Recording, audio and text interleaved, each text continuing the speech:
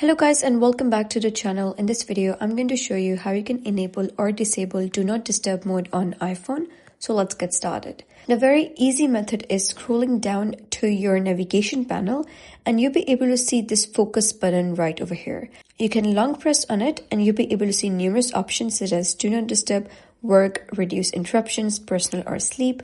In order to enable Do Not Disturb, click on Do Not Disturb, and when you go back, you'll be able to see a moon icon appear at the top left.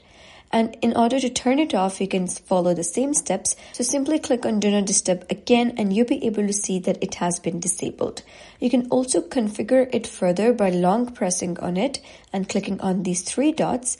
And after that, you'll be able to see settings. Click on settings and you'll be redirected to the customization panel of Do Not Disturb.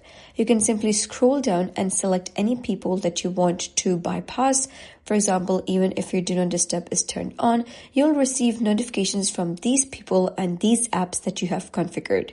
You can scroll down and customize your lock screen as well and click on set a schedule in order to add a schedule. So you can customize your Do Not Disturb the way you want. And well, that is basically how you can enable or disable Do Not Disturb mode on iPhone. So if you found this guide helpful, give it a thumbs up and don't forget to subscribe for more helpful tutorials. I'll see you in the next video.